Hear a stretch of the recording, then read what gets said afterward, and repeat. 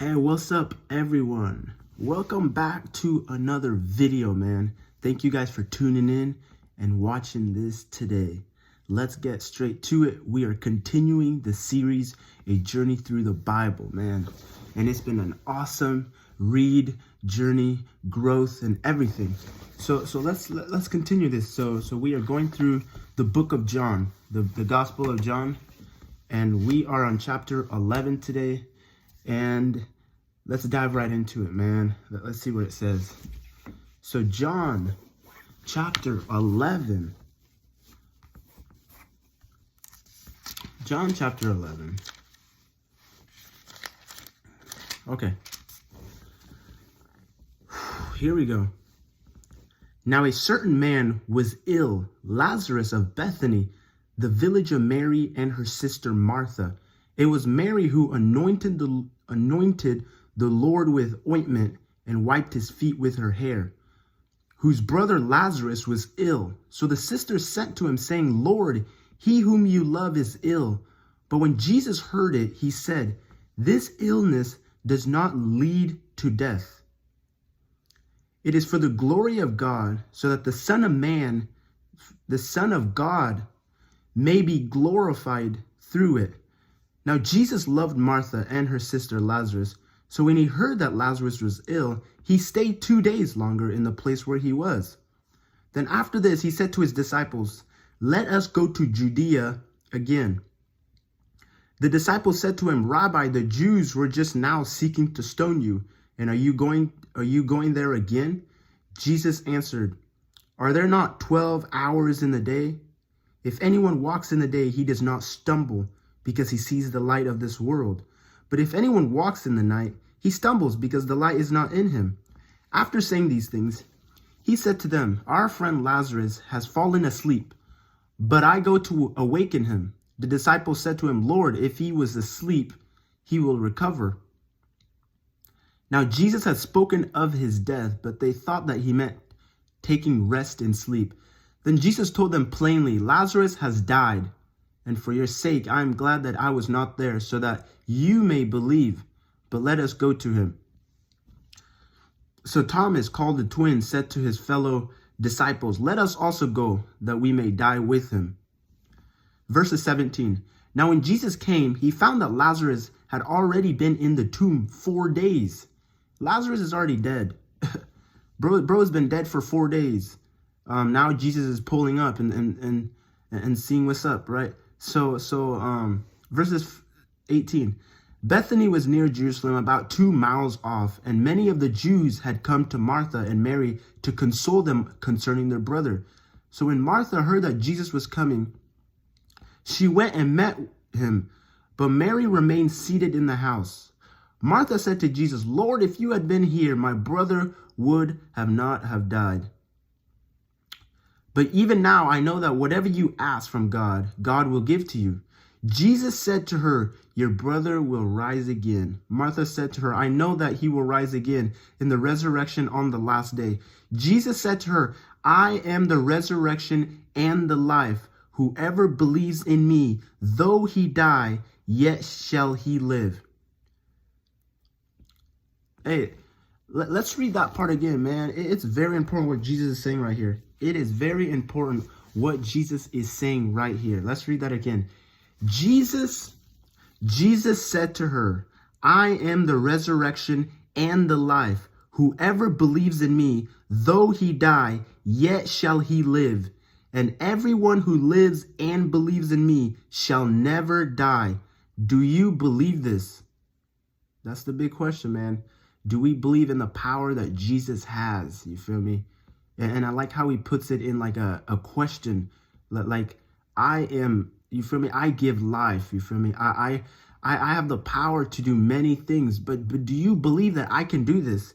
Right? She said to him, yes, Lord, I believe that you are the Christ, the Son of God, who is coming into the world. Right?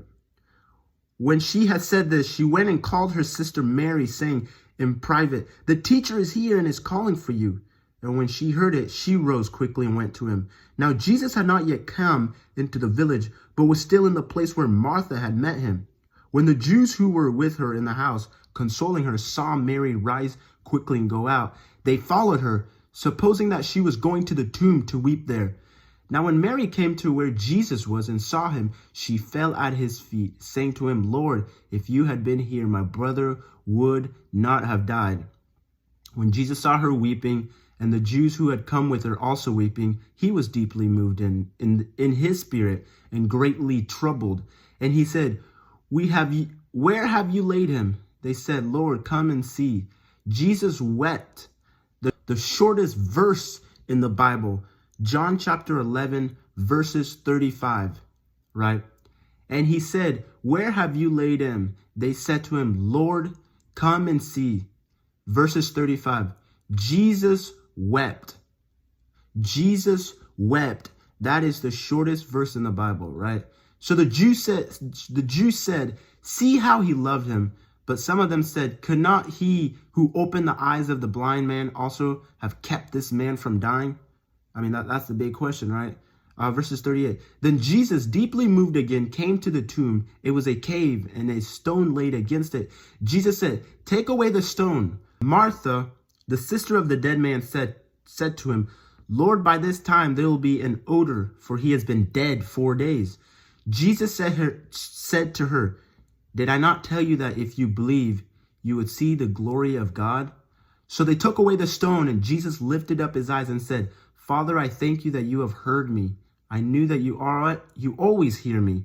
But I say this on account of the people standing around, that they may believe that you sent me. When he had said these things, he cried out with a loud voice, Lazarus, come out. The man who had died came out, his hands and his feet bound with linen stripes, and his face wrapped with cloth. Jesus said to them, unbind him and let him go. Man, what a miracle, man. Imagine burying somebody or seeing somebody die, man. And then 4 days later, you feel me? 4 days later, he is coming out of the tomb, walking out of the tomb, right? And I think this is one of the most underrated, the underrated miracles that Jesus did, because it's so physically clear. You feel me? Like literally there's a group of people here, and Lazarus comes out of the grave still strapped in all his linen and cloth and stuff. You feel me? But that is craziness. Imagine seeing that, man. Imagine seeing that. Your friend or your family member dead 4 days, man. But when you got Jesus, man, all things is possible, you feel me? But you have to believe. You have to believe that he has the power to do that. You feel me? That's the big thing. Verses 45. Many of the Jews, therefore, who had come with Mary, had seen what he did, believed in him. But some of them went to the Pharisees and told them what Jesus had done. So the chief priests and the Pharisees gathered the council and said, what are we to do with this man? What are we to do? For this man performs many signs. If we let him go on like this, everyone will believe in him, and the Romans will come and take away both our place and our nation. But one of them, Caiaphas, who was the high priest that year, said to them, you know nothing at all, nor do you understand that it is better for you that one man should die for the people, not that the whole nation should perish.